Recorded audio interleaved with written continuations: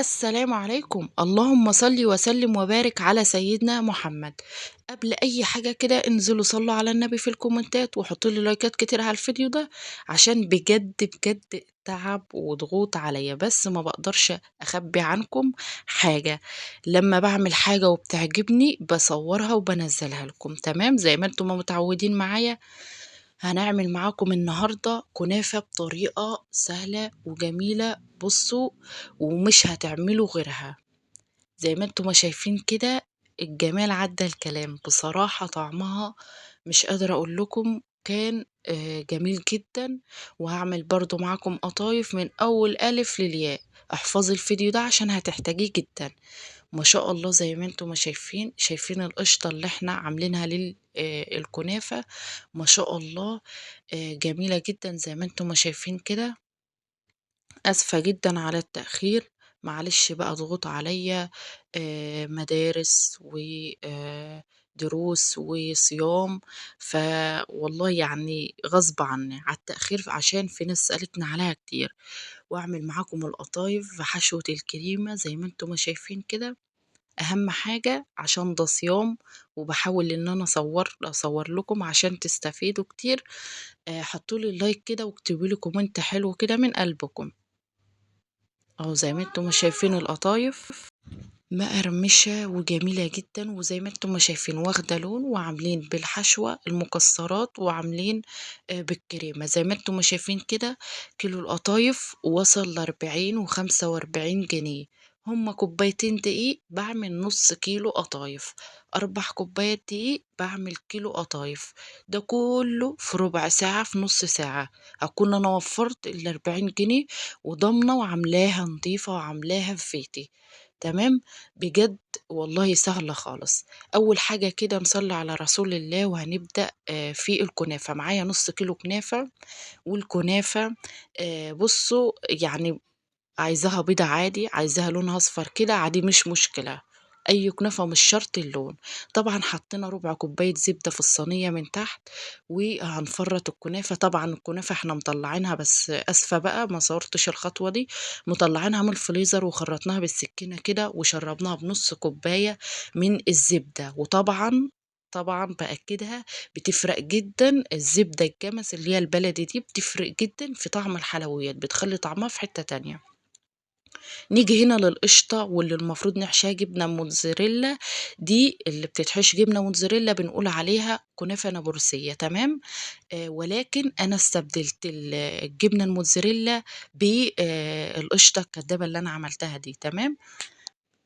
كوبايتين لبن، معلقتين نشا كبار، علبة قشطة، ودوبناهم على النار لحد ما القوام معانا بقى تخين، وسبناها تهدى، وحطيناها في الكنافة وقلبناها، تمام.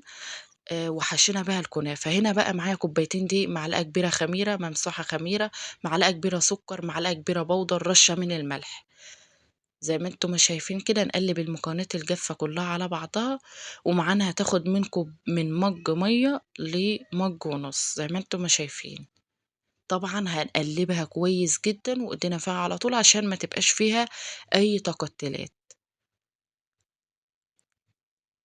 بجد سهلة وبسيطة جدًا، من جمالها والله ما باعملها إلا في البيت كل سنة، ما شاء الله يعني.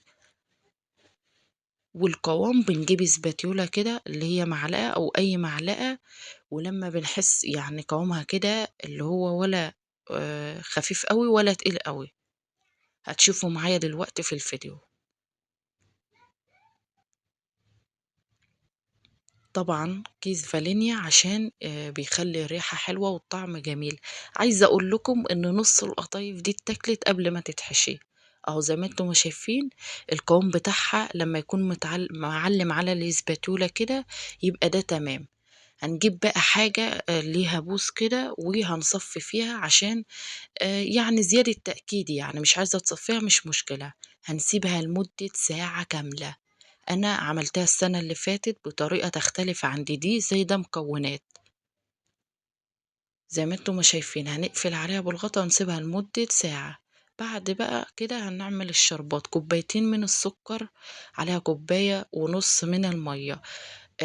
المقادير دي لنُص كيلو كنافة، نُص كيلو جلاش، نُص كيلو قطايف، عشان في ناس بتشتكي من الشربات كتير أوي، إن ما بيضبطش معاها sorry، وبيطلع رقيق. المقادير الكويسة يا ست الكل لنُص كيلو القطايف أو نُص كيلو الجلاش أو نُص كيلو الكنافة: كوبايتين سُكّر، على كوباية ونُص مَيّة، على ظرف فانيليا أو نُص ليمونة زي ما تحبّي.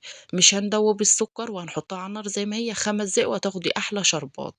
زي ما أنتم ما شايفين كده، معانا طاسة تيفال أو جرانيت، ولازم تيفال أو جرانيت، هندهنها أول دهنة زيت وبعد كده هننزل بيها زي ما أنتم ما شايفين كده.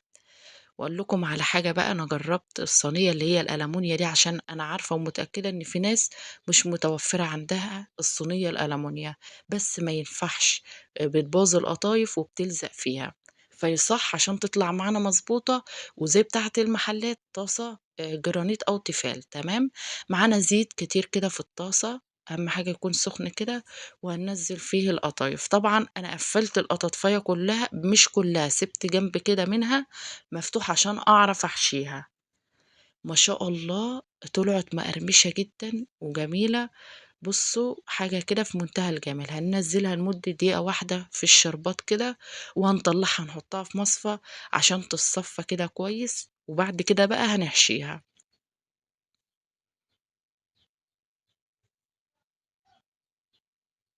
أهو زي ما أنتم ما شايفين. أهم حاجة في اللحظة دي إن يكون الشربات يكون بارد، عشان القطايف تكون مقرمشة معانا.